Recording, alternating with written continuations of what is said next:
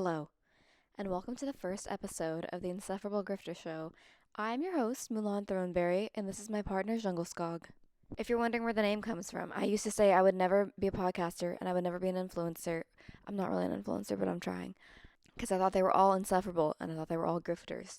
But now look at me. Our first segment today is called Shitvice. It's advice, it comes from the heart, it's free, it's shitty. The first question we have is Skuska sasa waka wo epida. Period. Alright, the next question we have is how to deal with friends cutting you off over religion. So I'm going to speak based on Christianity because that's the religion that I know the most about. Not that I know much about it, but that's a whole other series. I am an atheist that is reading the Bible for the first time, and I am going to update you all on that, and it's going to be really fun. And I have some really fun guests coming on to talk about that, and I'm really excited. But also because that is the religion that I am most familiar with people cutting me off because of. So, a little bit about me. I was raised without religion at all. I remember I was in first grade. Sorry, I have tuberculosis.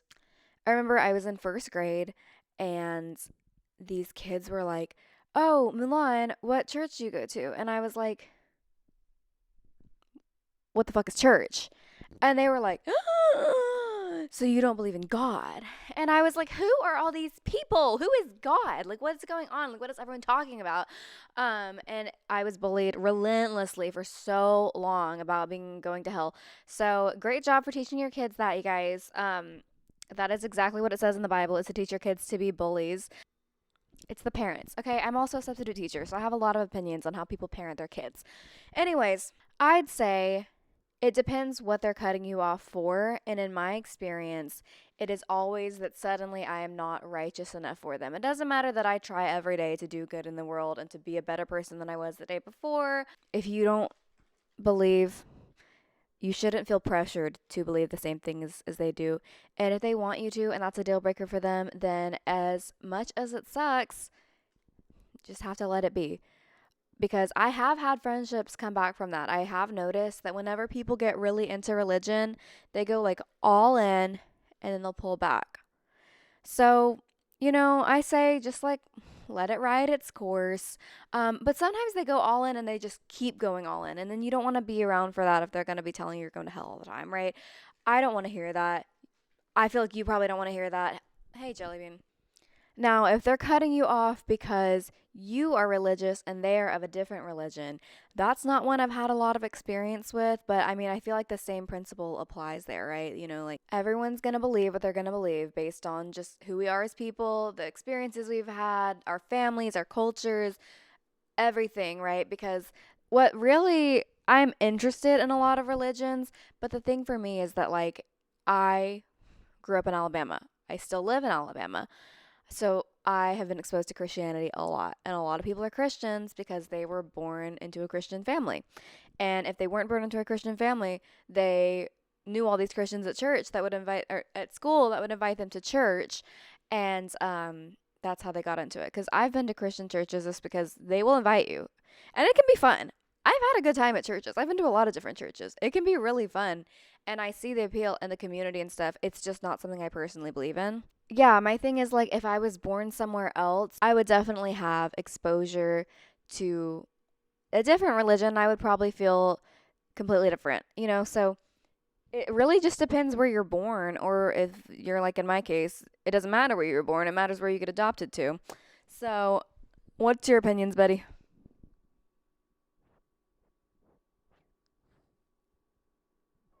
Riveting. I love you.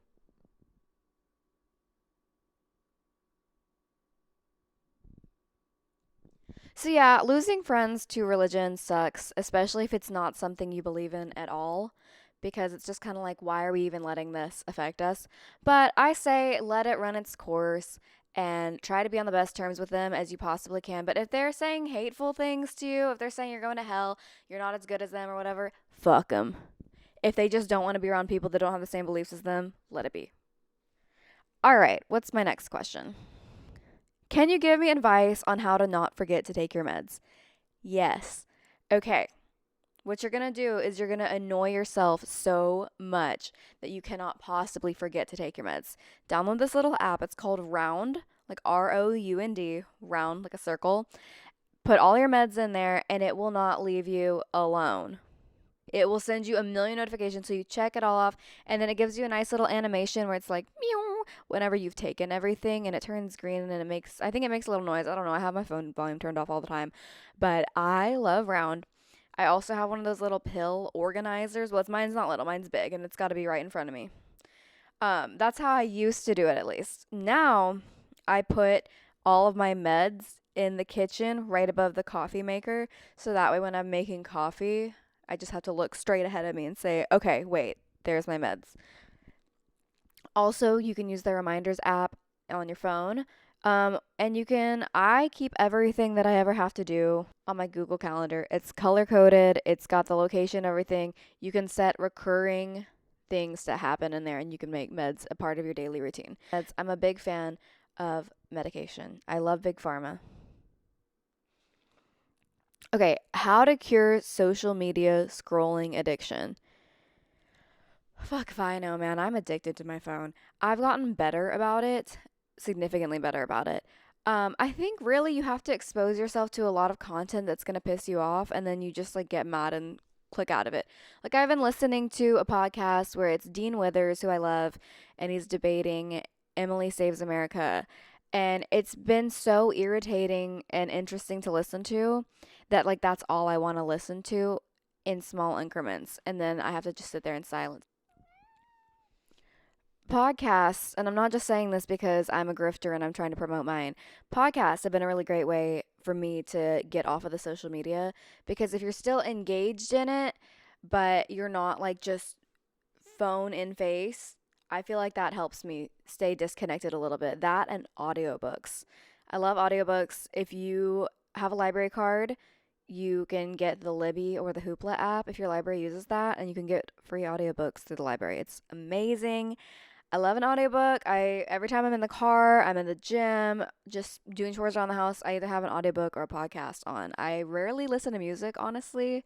Oh yeah, I've also started to keep my phone like where I can't reach it whenever I go to bed at night. And that helps me, one, with my alarm, because that way I can't just snooze it, and then cuz I'll do that in my sleep. And then I'll just be like, why did I miss my alarm? It's because in my sleep I went, "Oh." That does scare me a little bit, because like if an emergency happens, like say someone breaks in and like I don't have my phone within arm's reach, that's gonna suck. But that hasn't happened yet, so I think it's fine. And then the last thing about that is that I try to remember that they want you scrolling on social media, because there's all these ads on there, whether they're ads that say sponsored and they come up in the middle of your post or whatever, or it's an influencer or a celebrity or someone promoting a product that they're getting paid a lot of money to promote. And so I always try to remind myself, like, if I keep buying all this shit and I keep engaging with all this content all the time, which, like, engaging with content is great to a certain extent. But if I keep just doom scrolling all the time, they win. And I want to be the winner, because I want to be right about everything all the time, right? Okay. Oh, yeah. Another thing, I came to this conclusion a long time ago, but it's gotten really hard to with the way social media algorithms are now. Don't follow anyone that you don't either know personally or that inspires you. So if like Noah Cyrus is one of my favorite artists. I will keep following her because her music inspires me. I like her posts, that's inspiring to me. I think I already mentioned him. Dean Withers is inspiring to me. Stephen Colbert is inspiring to me. But like if they're just selling you snake oil, try to train that algorithm to not care. And that includes me. If I'm not inspiring to you, if you don't fuck with me, like it's okay. It's okay. I'm a grifter. I said it myself. When you're sleepy when driving, what do you do? How to fix? Blast the cold air on yourself. My mom told me that years ago, and I've used that so many times. It's a lifesaver. I don't know why it works, but it does. I trust my mom. She was a nurse. She's a very smart woman. And she says, blast the cold air on yourself. That's what I do. And then you'll be in there like, but at least you're not going to die from falling asleep at the wheel. Blast the cold air on yourself. And also, I try to have more caffeine. If I'm taking any drive that's an hour or longer, I try to have double the amount of caffeine in the car that I think I'll need. So if I think like, oh, I'll just drink my coffee on the way there, I'll also stop and get a Red Bull. Not that I'm going to drink it, but it's good to know that if I start falling asleep or I get really tired, that I have that on me. And most of the time, just knowing that keeps me from ever needing it. Like, it's like a mental thing. I'm like, I'm not going to fall asleep. I have my Red Bull. And then I never even open it. It's great. Okay, this person says, how do I stop the pain? Um, Okay, if we're talking physical pain, I'm a big fan of Tylenol Extra Strength. If we're talking mental pain, I'm a big fan of Zoloft and Lamictal, but that's I'm not a psychiatrist. But I love psychiatrists. I love my psychiatrist. I love my therapist. I'm going to assume we're talking about emotional pain here. Sorry if that's not what you meant. But when I first got diagnosed with bipolar, I got really into r slash anti psychiatry. Don't do that. Like, if you're bipolar and you're unmedicated, r slash anti-psychiatry is the like most detrimental, awful place on the internet for you to be. Okay, I used to totally believe like they're trying to poison us, they're trying to keep us from unlocking our mind's true power. That's really scary, and I think medication has changed my life for the better, but I definitely tried everything before getting medicated, and I try to stay on the lowest dose possible while still being helpful. Um, so if that's something that you think might help you, talk to your doctor about it. It doesn't hurt to ask. It does not, the worst thing they're going to say is like, no. And if you're happy with that answer, like, okay. And if you want more answers, go get a second opinion. Another thing is therapy. I'm a big fan of therapy. I've been in therapy since I was 13 years old, and it has completely changed my life for the better. Another thing is exercise. And I know that, like, that's kind of a controversial one to like be like, oh, just exercise and you'll feel better. To a certain extent, though, like moving your body and like getting some sunlight does work. Because I used to be like, oh my God, like, why are people telling me to work out? That's so stupid. It did work, though. So if you have the time and the resources and the mental headspace for it, getting a pet, wonderful. I love Jelly Bean. He's my emotional support cat. He's very emotionally supportive. He's very fat. He's very cute. He's cross-eyed, and he just brings joy to my day. And I think that's another thing is like seeking joy. My opinion on what happiness is I can never make up my mind.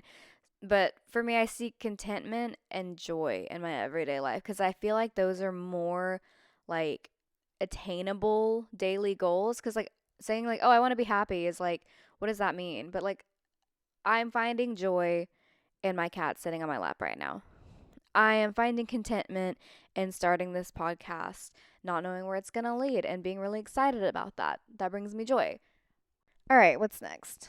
See, okay, I started a Google form, but it wants me to buy like the premium version. And who has $60 a year to spend on Google Forms? I don't have that. I don't have $6 a year. Okay.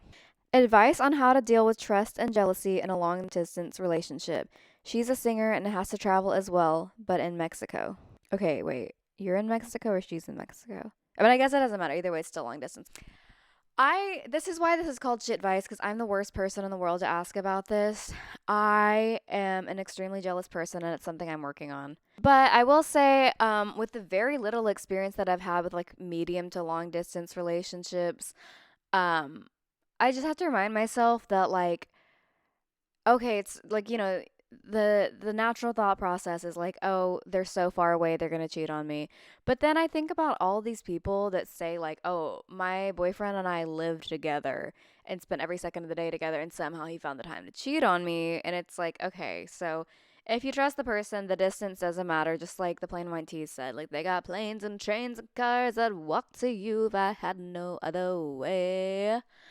So if you are, oh, and also like being a singer and traveling a lot, I'm not traveling a ton right now, but I have gone on tours where like I'm literally in a different city every day and it's super fun and I love it and it's also very exhausting.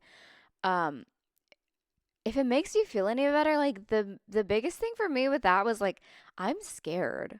Like I'm not trying to go out there and be like, oh, like who can I get it on with in this new city? Like I'm sure like some people might be like that, but for me, I was like, I don't know anyone here. What if I get a flat tire? What if there's a serial killer here that I don't know about? Like what if I'm accidentally in a really bad part of town I don't know?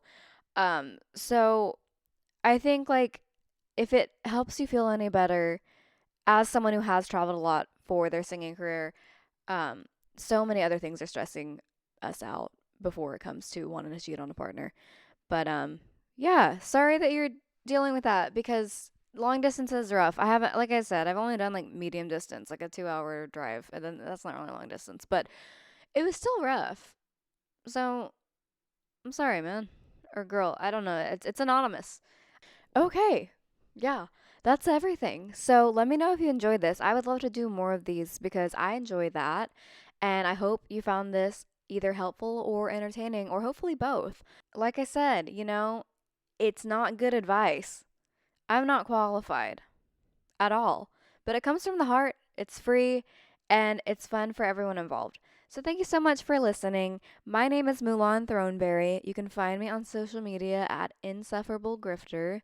That's insufferable, like me, and grifter, like someone who sells snake oil to you, which is also me. If somebody would sponsor me, if you want to sponsor me and help me sell snake oil in this podcast, you can email insufferablegrifter@gmail.com. All right, thank you guys so much. I hope you guys have a great rest of your day, and bye.